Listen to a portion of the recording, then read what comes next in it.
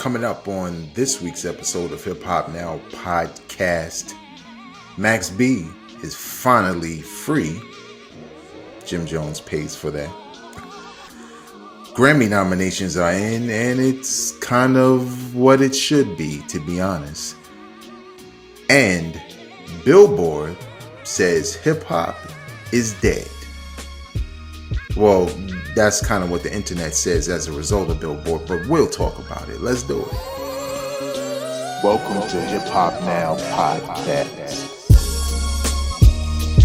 If you're from the future, you know what to do.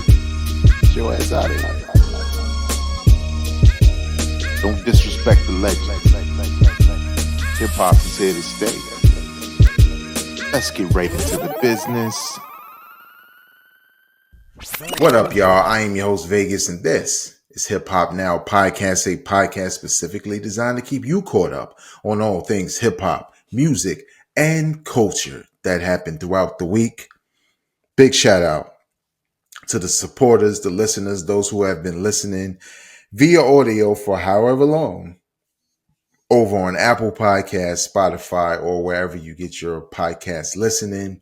Also, extra big shout out to those who have subscribed, watched videos, commented, hit the like button, hit that new hype thing or whatever that YouTube has. And those of you who have become members of this channel, big shout out to you. We are in November, and the goal was 25K by the end of the year. I think when we started that goal early in 2025, the YouTube channel was, I think I was around 15. I'm not even going to lie. And now it's 25 because the end goal was never 25. It was originally 1,000. So right now we're at 22. I say we're very close, and we're very close to 23. So let's make it happen. And one of those things that I always say, and I'll say it at the end of this episode also, is if you've already subscribed, you like the content, maybe you want to move on from hearing that. Well, that's not how things work, because you know people who enjoy hip hop content, may be hesitant to even dive into YouTube channels talking about hip hop because they want to stay away from the controversy. That's not what we do here when it comes to news. It's about the game, the music, the culture. Sometimes some things happen and maybe some controversy behind it, but we talk about it in a sensible way. And it's not just a one-way conversation. It is two-way talk. I give my opinion on these stories here. You give your opinions in the comments. I check them out. I respond. It's all good. So, big shout out to hiphopdx.com, allhiphop.com, and a couple of places where I'm getting some of these stories from. Let's get right into the business, though. Max B has been freed finally from prison after 16 plus years behind bars. So right now, some people are saying, who is this guy and why is everybody talking about him? Is he an activist? No. He is a guy who was a rapper, ghostwriter. From what I understand, he wrote Jim Jones' probably biggest hit, We Fly High. But a lot of influence, around that time. And he was known as The Wave, right? Sing-songy flow, gangster lyrics for the most part. Kind of lived some of it. That's why he got jammed up in the way he did. And he's just one of those rappers that had the potential to be even bigger, but never got a shot because he wound up in prison for a very long time.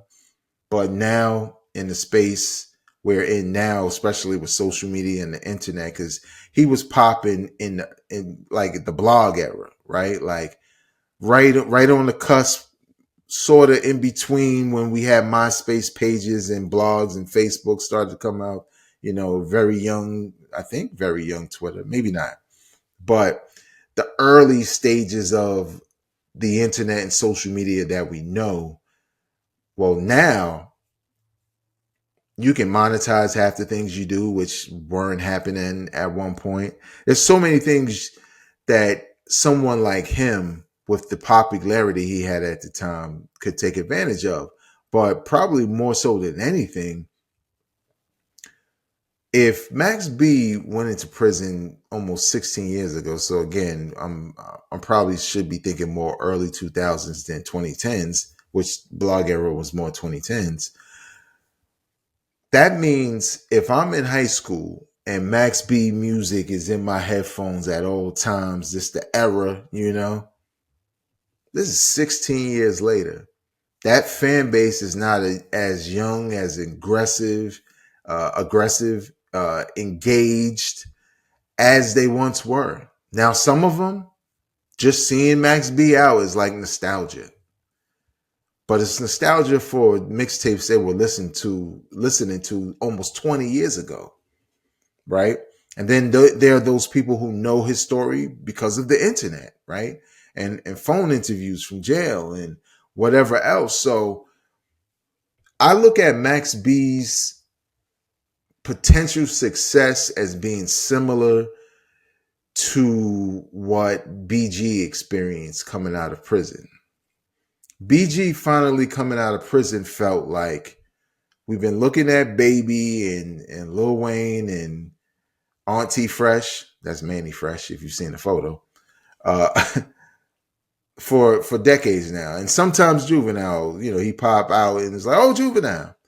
But, it's not, we don't get to see the Cash Money we know as much. So when BG came home, it was like, wow, BG is back out here and he can make music today. And a couple of his freestyles, I was like, man, we've been missing stuff like this, right? Because it just felt like there were people who had the game at one point in time. And once they were gone, that vibe, whatever they gave off was gone. And now you get like BG coming out of prison and now Max B, you feel like, well, there's an opportunity for them to like blow up again. And I think with BG, it's probably been mostly successful, but not as big as, you would think. But when BG got out of prison, I think we saw him get his hair done, stuff like that. When Max B got out of prison, it was like, I don't know, like the Messiah came home. The way that people covered that, like he was finally on the street. You get the shaky cam, like, there you go, he coming out of the... And I was like, wow, maybe I need to go back and listen some more. Because I'm not going to say I wasn't a fan, but I was of a different generation where the kids was on that heavy.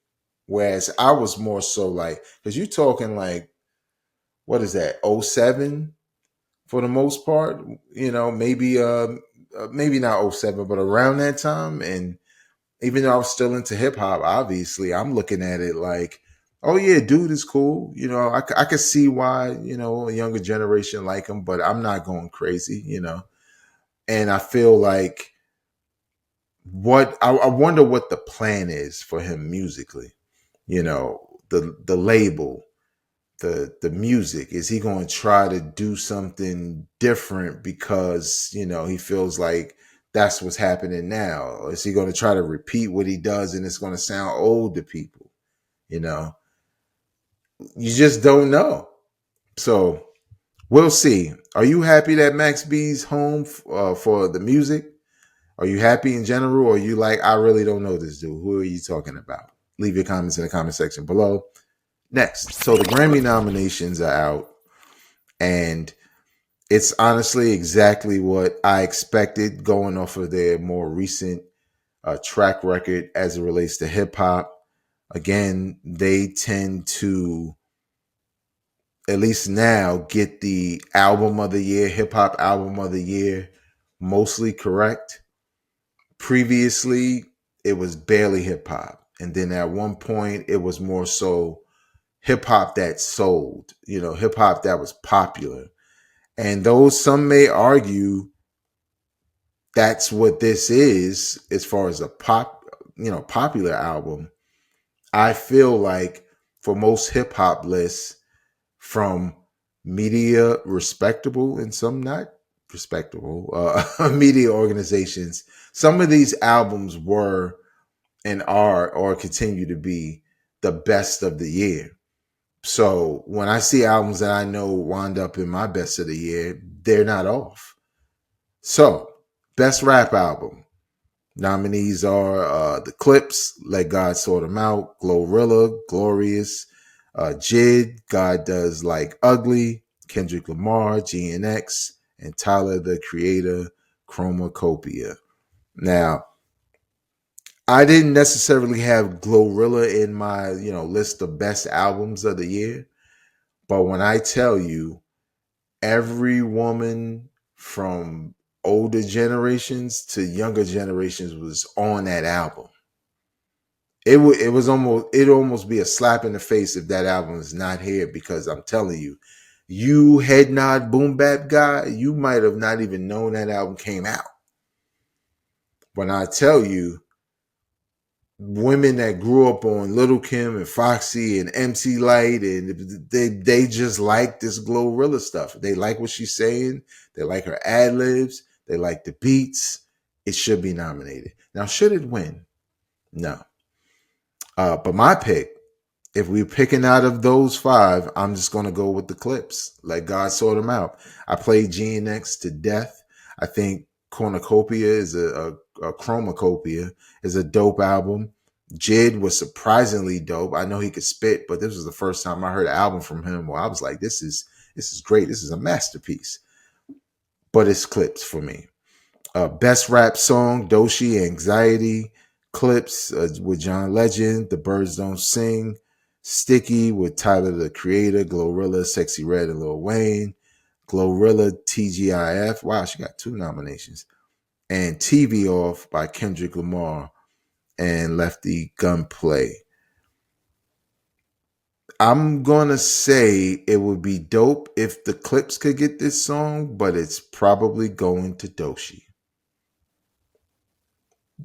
If there's one record that was like constantly being played, it was that one, Anxiety with Doshi. It was almost like crazy. And again, all these other ones did their numbers as far as spins and on the radio and all of that, but I think that's the one. With The Clips, I don't know if Birds Don't Sing is the song off the album that should be considered for best rap song, but it's a great record. So, best rap performance, Outside by Cardi B, Chains and Whips, Clips and Kendrick and Pharrell, Doshi, Anxiety, Kendrick, TV Off, Darling I, Tyler the Creator featuring Tizo, Touchdown.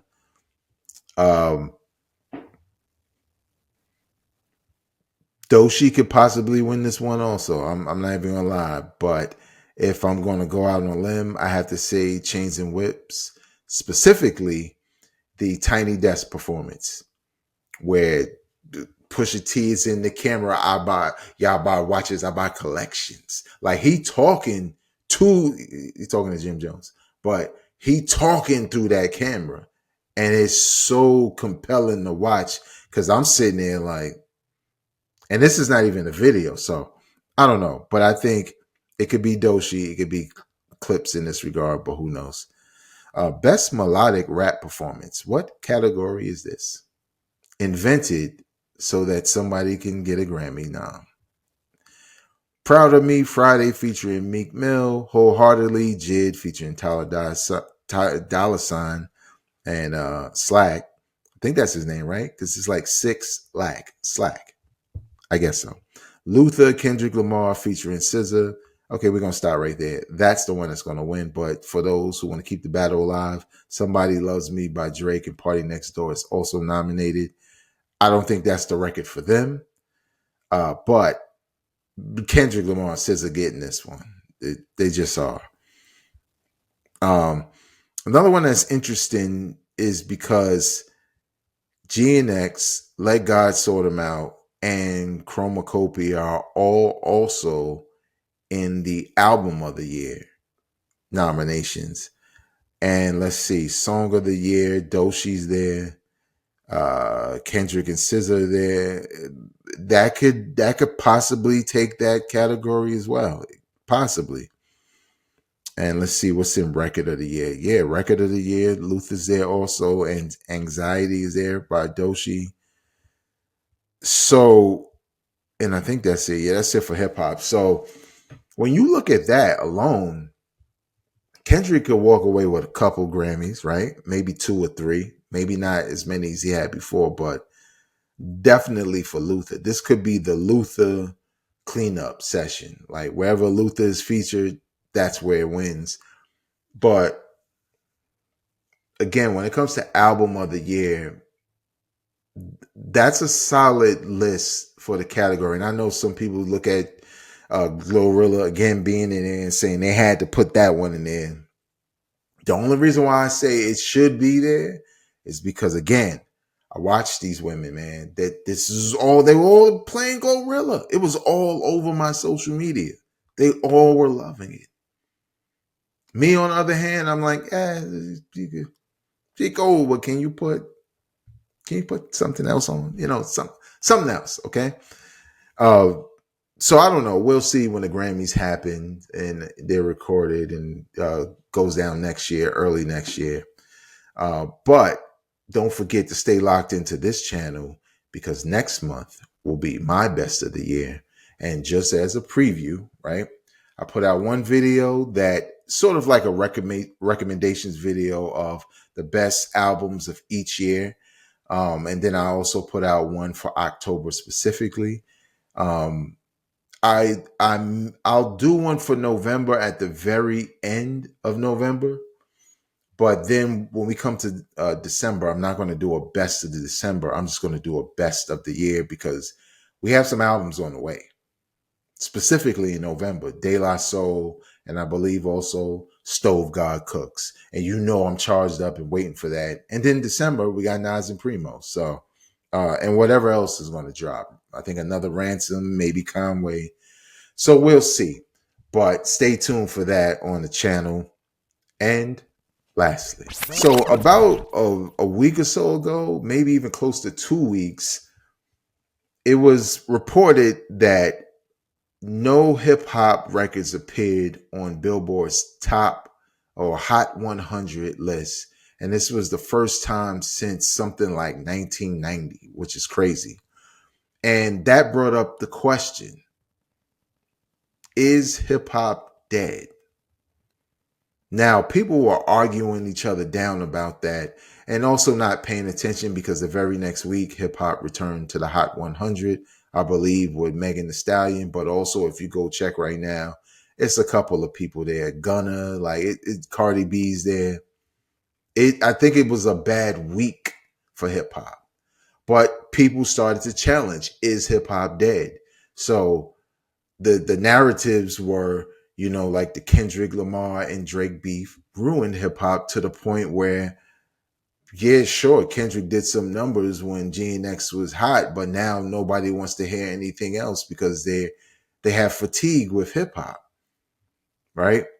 Or the battle having lyricism and technique and all this other stuff and strategy in a real battle rap way kind of made it so those guys who made radio songs can't eat because now the appetite of the listener is to hear depth within your lyrics. So to all of the, and let me just say this last one, then you got the old heads who look at it as that happened, good, now it's a reset and for the better. And that's why we got Clips and Mass Appeal's 7 Icons albums and all these old school artists dropping and the music's great. It feels like the attention span is back on lyricism and back on true hip hop. Like it feels like the hype of, again, like De La Soul released their new single produced by P Rock. The joint is crazy. And it felt like when that joint dropped, that's all you're seeing over social media.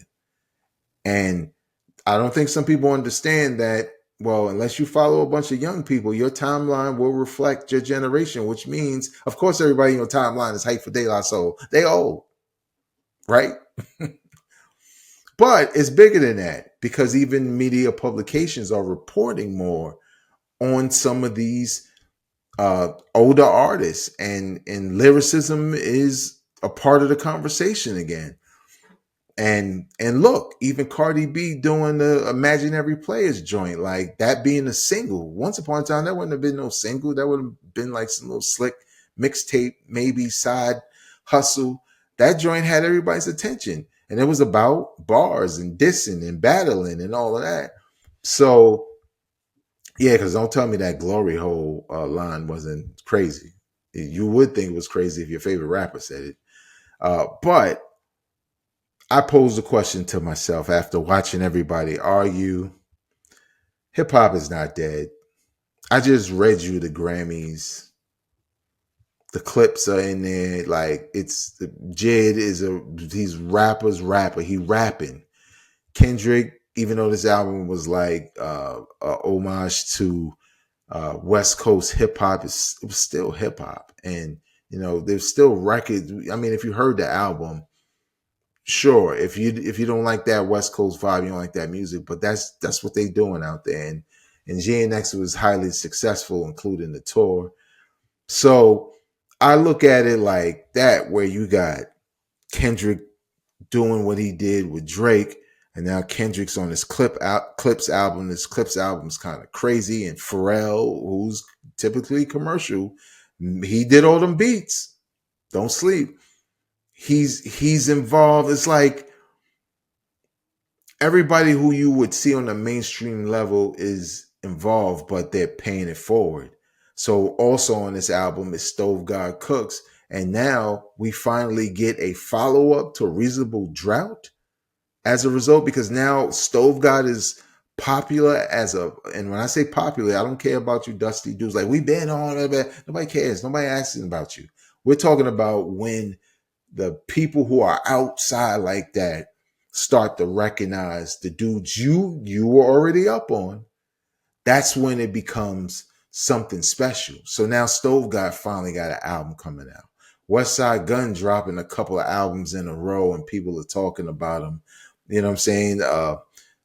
Raekwon and Ghost become popular again because they out. Slick Rick, like Mobb Deep, like all of this energy is taking it back to lyricism and real hip hop, what hip hop is really about. And it didn't even just start this year, right? We had Common and Pete Rock last year. We had LL. So it's like a domino effect of steel sharpening steel, and older acts releasing really good projects late in their career after Nas just did it with Hit Boys. So it's sort of like it's been building, but people feel like because it's returning to that type of hip hop, that type of rap, it's not going to impact the Hot 100. It doesn't sell. That's always been true. And like I said, that was 1 week recently where there was no hip hop in the Hot 100. And the very next week or couple of days, if that, it was right back there. But it wasn't these guys. So hip hop can be both.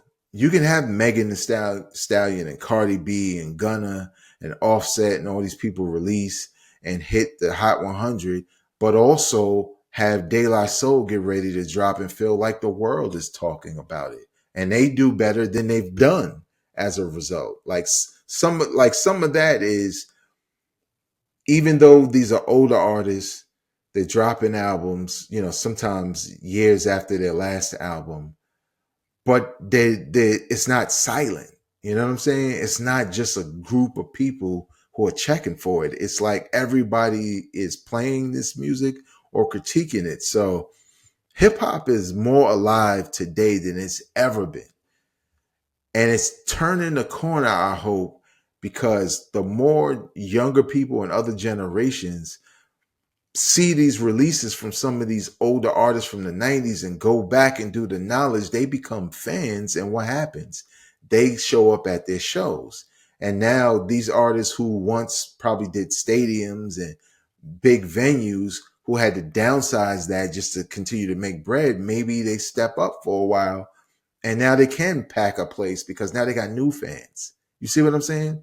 So to me, when you look at all the reactions, and especially when you look at the best of the year list by the end of this year, you're going to see a variety of generations in these lists, and that means hip hop is healthy. So, do you think hip hop is dead? Leave your comments in the comment section below.